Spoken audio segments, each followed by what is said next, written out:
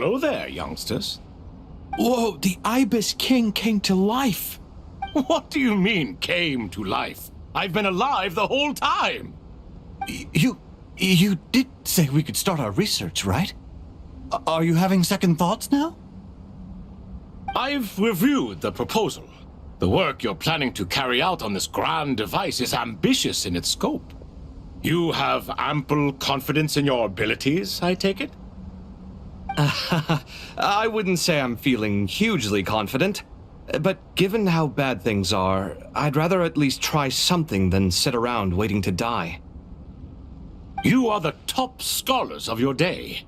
I trust you are aware that there are countless links between Aaru and the Akasha? Aaru and the Akasha? But... I thought the Akasha was the Academia's greatest technological accomplishment, created years ago by the Dendro Archon to help her people access knowledge. And you too? Do you not know either? You've read the instruction manual, right? You tell them. An instruction manual? The Akasha has an instruction manual? The Dendro Archon is a kind and thoughtful god indeed. It used to sit on a shelf in the corner at the House of Dana. Not the most popular read. If the manual is to be believed, Aaru was in fact the original inspiration for the Akasha system. What? But there are so few records about Aaru anywhere. And practically none of these scientific expeditions into the desert had anything to do with it. Ah, but this is something you could not possibly have known. You may have heard many stories about the desert, but what is the most important aspect of history? Consider this a quiz. Anyone from Vahumana present? I'm from Vahumana. It's, well, veracity. Precisely. And a large part of veracity is the chronological order in which events occur. I may as well tell you. In the beginning, Nabu Malikata, the goddess of flowers, descended upon Sumeru. The glory of the heaven was within her. She brought life, oases, and knowledge to this land. Then she created the Jinn, enlightened them, and ordered them to serve her. Two other gods also walked upon this land where wisdom flowed in abundance, and the three met beneath the great green trees. It was the first and greatest alliance. We should speak with reverence of this covenant between the three, which transcended both time and life. For they promised that in Sumeru, wisdom would be shared with all. All the great changes in Sumeru's history began with the goddess of flowers. For King Deshret's sake, she pried into the secrets of Celestia, and for this was burned to ashes by the flames of wrath. So grieved was King Deshret by her passing that he lost all interest in state affairs and devoted himself instead to the knowledge that she had brought back. It was after learning of the technology from that floating island in the sky that he first conceived of Aaru.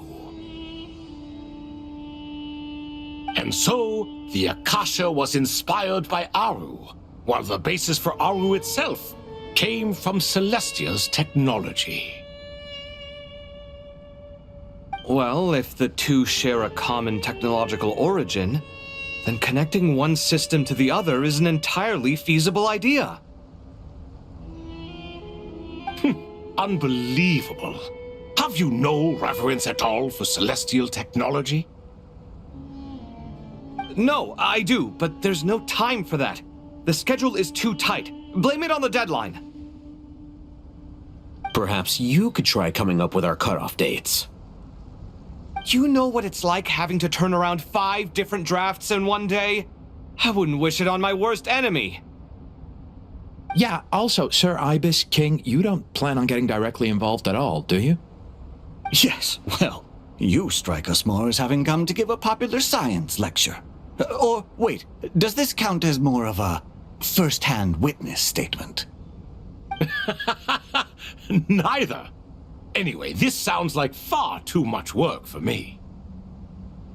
Still, if Aaru is so powerful, why didn't King Deshret use it for more ambitious ends?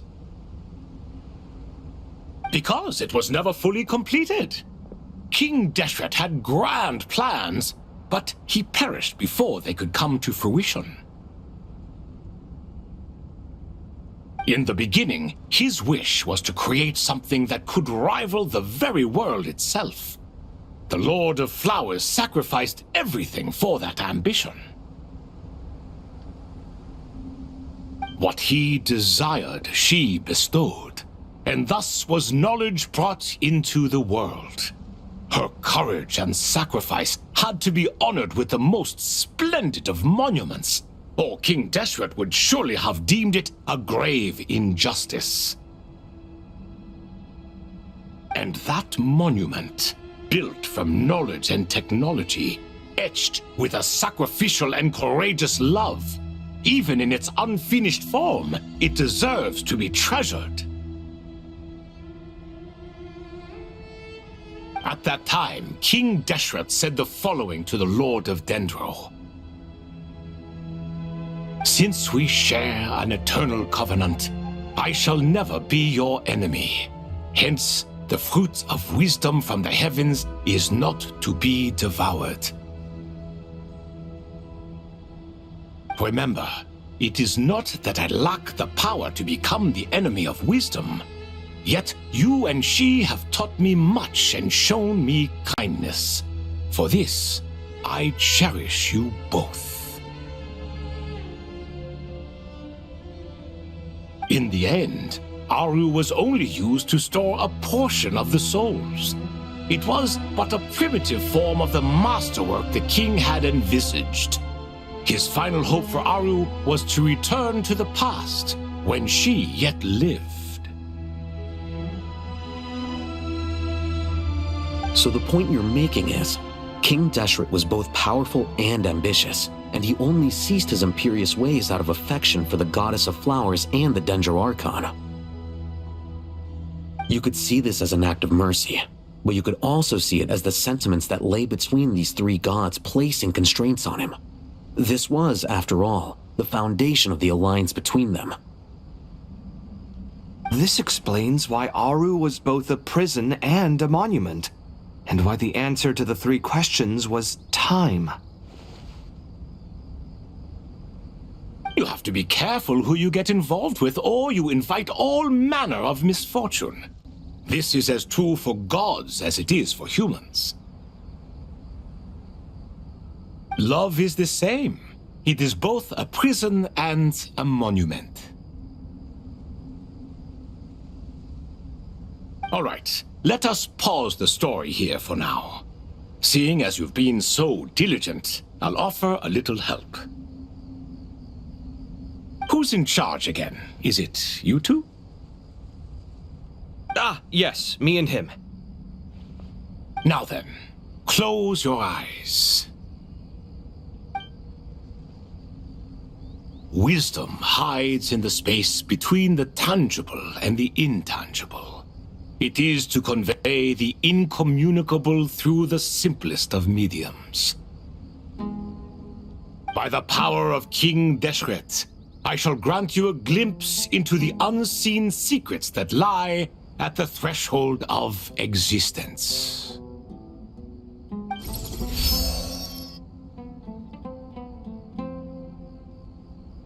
Where did this come from? Is it a new mechanism? It looks more like some form of externalized information. You've rendered it visible? Just as the Akasha allows you to access a greater range of knowledge, the power of our king permits one to perceive ingenuities that do not belong to this world. This is no ordinary mechanism. It reflects the internal structure of Aaru. Whether you choose to increase or decrease, keep or discard. Come, use these to achieve the outcome you desire. Looks mechanical to me. Better let me handle it just in case. But wait, how do I get up there? Turn around. So that's where the elevator is!